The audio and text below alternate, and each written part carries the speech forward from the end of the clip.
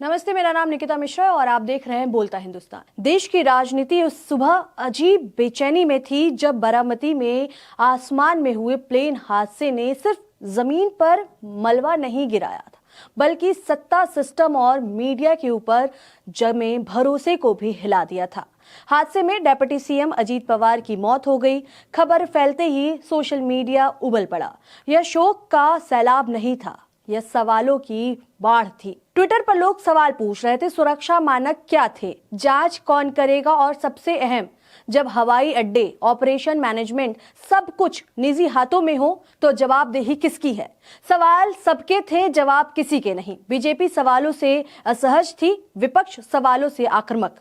Press conference में संवेदना के शब्द थे, लेकिन जवाब गायब थे। सरकार कह रही थी जांच होगी, अफवाहों से बचिए, लेकिन जनता पूछ रही थी हर बड़ी घटना के बाद जांच ही क्यों आखिरी जवाब बन जाती है। ऐसे में टीवी मीडिया दो हिस्सों में बटा। टीवी चैनल भी उसी दिन दो खेमों में बट गया। एक तरफ वे चैनल जो हादसे को दुर्भाग्यपूर्ण संयोग कह रहे और फाइल बंद करना चाहते थे, लेकिन सरकार से कोई कठिन सवाल नहीं, तो दूसरी तरफ कुछ चैनल जो पहली बार कैमरा सत्ता की ओर मोड़ रहे थे। वे पूछ रहे थे, क्या निजीकरण का मतलब सिस्टम से हाथ खड़े कर देना है? क्या विकास का रास्ता एक ही कंपनी के रनवे से गुजरता है? और तभी स्टूडियो में अर्नब गोस्वामी, लाल स्क्रीन, तेज म्यूजिक और वही परिचित आवाज, नेशन वॉन्ट्स टू नो। लेकिन अर्नब के सुर बदले हुए थे। ये विकास नहीं है कि आपने देश के हवाई अड्डे एक ही कंपनी को सौंप दिए, हम कब जागेंगे। यह सवाल किसी विपक्षी नेता ने नहीं पूछा था, यह सवाल उस एंकर ने पूछा था जो कल तक सरकार की हर नीति को राष्ट्रवाद की पैकिंग में बेचता रहा। आपको बता दूं कि सोशल मीडिया पर इस समय एक वीडियो काफी तेजी से वायरल हो रहा है, जिसमें अर्नब गोस्वामी अपने एक शो में ये बोल रहे हैं कि आखिर सरकार कुछ हवाई अड्डों को एक कंपनी को सौंपना सिविल एविएशन का विकास नहीं है। अर्नब गोस्वामी ने जैसे अपने शो में ये बोला, वैसे ही सोशल मीडिया पर ये वीडियो पोस्ट करते हुए कई यूजर सवाल करते हैं कि आखिर अर्नब पत्रकारिता करते हुए दिख ही रहे हैं। अब आपको बताने की जरूरत तो नहीं है कि देश में प्राइवेटाइजेशन के नाम पर सारी कंपनियां किसे दी जा रही है। एक ही कंपनी हर जगह क्यों? बहस अब हादसे से आगे बढ़ चुकी है। एयरपोर्ट पर एक ही समूह के पास क्यों? नियम बदलते कैसे हैं? प्रतिस्पर्धा कहां गई? देश को बताया गया था निजीकरण के दक्षात आएगी, लेकिन सवाल यह था कि दक्षात या एकाधिकरण। जोखिम जनता का, जिम्मेदारी धुंधली और मुनाफा मुट्ठी भर हाथों में। क्या यही नया विकास मॉडल है? सरकार की असहज चुप्पी सरकार समर्थक चैनल कर रहे हैं। कंपनी को बदनाम करने की साजिश है, लेकिन कोई यह नहीं बता रहा है कि अगर सब कुछ सही है तो सवाल पूछने से डर क्यों? हादसा किसी एक व्यक्ति का था, लेकिन सिस्टम सबका था। सोशल मीडिया पर नया सवाल उठ रहा है, अर्नब के अंदर का पत्रकार आज ही क्यों जागा? जब हवाई अड्डे सौंपे जा रहे थे तब अर्नब की डिबेट किसी मुद्दे पर थी?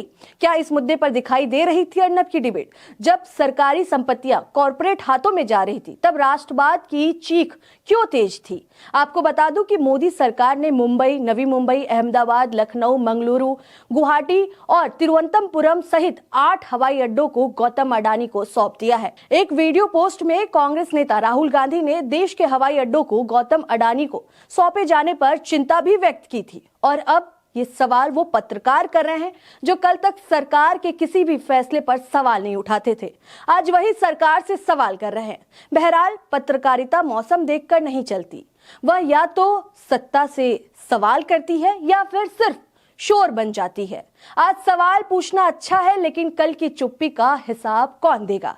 यह कहानी सिर्फ एक प्लेन हादसे की नहीं है, यह कहानी है सत्ता और पूंजी के रिश्ते की, मीडिया की दोहरी भूमिका की और उस पत्रकारिता की जो कभी जागती है, कभी सो जाती है। अगर आज सवाल उठ रहे हैं तो यह किसी एक एंकर की बहादुरी नहीं है, यह सिस्टम की मजबूरी है, क्योंकि जब सच दबता है तो एक दिन वह किसी हादसे के साथ जोर से सामने आता है। और तब सवाल ये नहीं होता कौन मरा, तब सवाल ये होता है हम कब जागेंगे।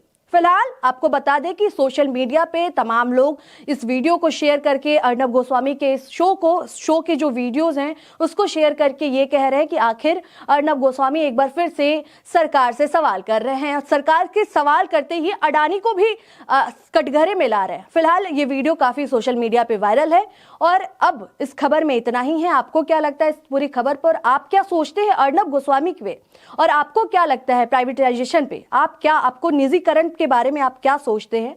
आप अपनी राय हमें कमेंट करके जरूर बताएं। तब तक के लिए देखते रहें बोलता हिंदुस्तान। शुक्रिया।